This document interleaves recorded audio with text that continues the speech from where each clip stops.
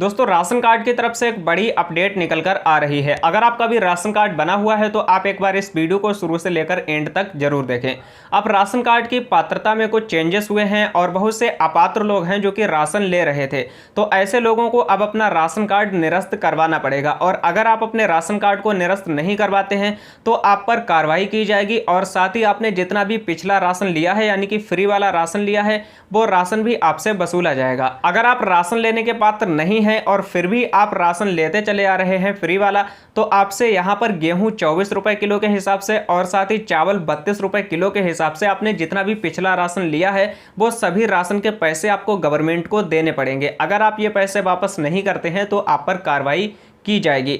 सो इस वीडियो में मैं आपको कंप्लीट इन्फॉर्मेशन देने वाला हूं कि राशन कार्ड के कौन कौन पात्र हैं और कौन कौन अपात्र लोग हैं और कौन कौन ऐसे लोग हैं कि जो लोग अगर अपना राशन कार्ड निरस्त नहीं करवाते हैं तो उन पर कार्रवाई की जाएगी और उनसे राशन वसूला जाएगा। कंप्लीट इन्फॉर्मेशन के लिए आप लोग इस वीडियो को शुरू से लेकर एंड तक देखिए, सभी रूल मैं आप लोगों को बताने वाला हूँ। तो चलिए शुरू करते हैं।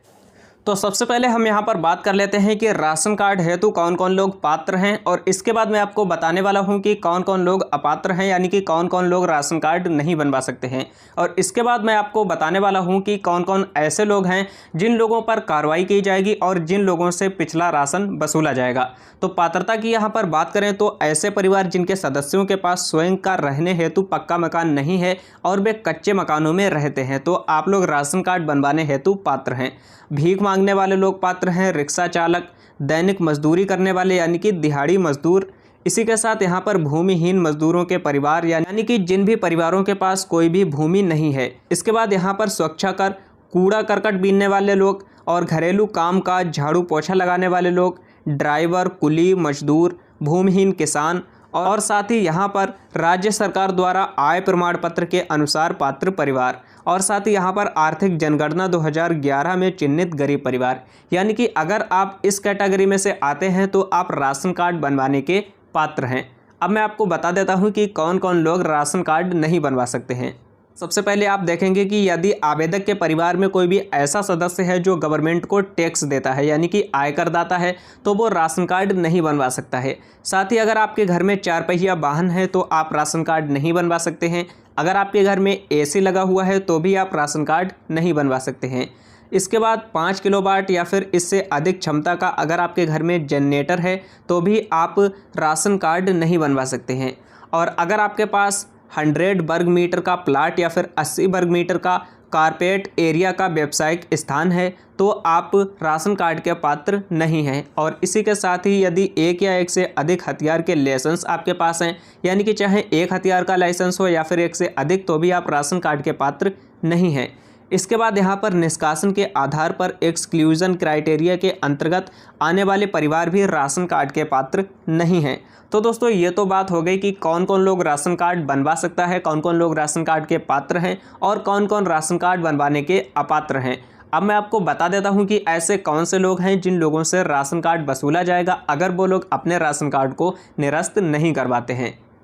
तो यहाँ पर आप लोग देख सकते हो इस हिसाब से होगी वसूली। सबसे पहले आप यहाँ पर देखेंगे जिला अधिकारी के अनुसार अपात्रों से गेहूं 24 रुपये प्रति किलोग्राम और चावल 32 रुपये प्रति किलोग्राम और नमक तेल चने की वसूली बाजार के मूल्य की दरों से की जाएगी। यानी कि अगर आप लोग जो मैं आप लोगों को बताने वाला हूं इनमें से आते हैं तो आपसे इन रेट के हिसाब से आपने जितना भी पिछला राशन लिया है फ्री वाला और साथ ही नमक तेल चना लिया है वो आपसे वसूला जाएगा। यानी कि उस राशन के पैसे आपको इन दामों में सरकार को चुकाने पड़ेंगे।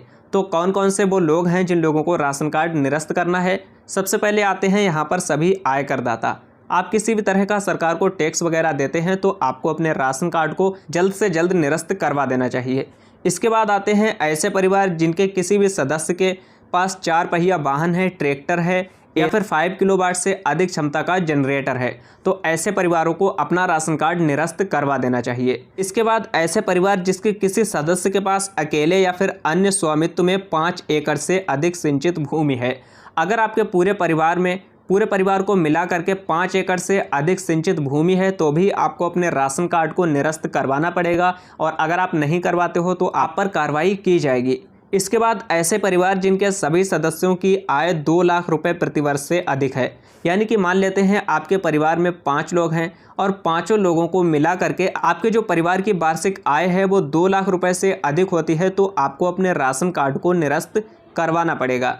इसके बाद ऐसे परिवार जिसके किसी सदस्य के पास अकेले या फिर अन्य सदस्य के स्वामित्व में 100 वर्ग मीटर से अधिक या फिर स्व अर्जित आवासीय प्लाट या फिर उस पर स्वनिर्मित मकान अथवा 100 वर्ग मीटर से अधिक कारपेट एरिया का आवासीय फ्लैट हो, यानी कि अगर आपका कोई भी 100 गज से ऊपर का प्लाट पड़ा हुआ है तो भी आपको अपने राशन कार्ड को निरस्त करवाना पड़ेगा, या फिर आपका स्वनिर्मित मकान है 100 गज से ऊपर का है तो भी आपको राशन कार्ड को निरस्त करवाना पड़ेगा। इसी के साथ यहाँ पर कुछ ऐसे परिवार जिसके किसी सदस्य के स्वामित्व में अकेले या फिर अन्य सदस्यों को मिला करके 80 वर्ग मीटर या फिर उससे अधिक एरिया का व्यावसायिक स्थान हो।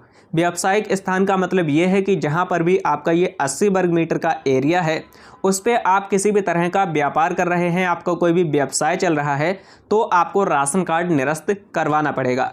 इसके बाद यहाँ पर ऐसे परिवार जिनके सदस्यों के पास शस्त्र लाइसेंस हो तो आपको राशन कार्ड निरस्त करवाना पड़ेगा। अब मैंने आपको जो भी यहाँ पर बताए हैं इनमें से अगर आप आते हो तो आपको राशन कार्ड निरस्त करवाना पड़ेगा, और अगर आप अपने राशन कार्ड को निरस्त नहीं करवाते हैं तो आपको यहाँ पर जो भी मैंने बताया है कि वसूली की जाएगी। तो 24 रुपये किलो के हिसाब से गेहूँ आपसे लिए जाएंगे जितना भी आप राशन ले चुके हो, और साथ ही 32 रुपये किलो के हिसाब से आपसे चावलों की वसूली की जाएगी। साथ ही नमक, तेल और चने की जो भी इस समय मार्केट में कीमत है उस कीमत के हिसाब से आपसे वसूली की जाएगी।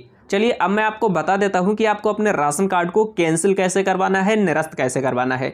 तो इसके लिए आपको करना क्या होगा, आपके जो एरिया का ब्लॉक लगता है आपको अपने ब्लॉक में जाना है और वहां पर आपको एक आपूर्ति कार्यालय मिलेगा, या फिर कहीं कहीं पर तहसील में भी आपूर्ति कार्यालय होता है। तो आपको अपने एरिया का आपूर्ति कार्यालय पता कर लेना है कि आपके एरिया का आपूर्ति कार्यालय कहाँ पर है, और वहीं पर आपको जा करके अपने राशन कार्ड को निरस्त करवा देना है। और अगर आप अपने राशन कार्ड को निरस्त नहीं करवाएंगे तो आपसे ये सारी कुछ कार्रवाई की जाएगी। उम्मीद करता हूं आपको कंप्लीट इन्फॉर्मेशन समझ में आ चुकी होगी। अगर वीडियो पसंद आई हो तो लाइक करें और इस वीडियो को और भी ज़्यादा से ज़्यादा लोगों में शेयर करें ताकि वो लोग भी कार्रवाई होने से बच सकें और उन लोगों को भी ये इन्फॉर्मेशन मिल सके।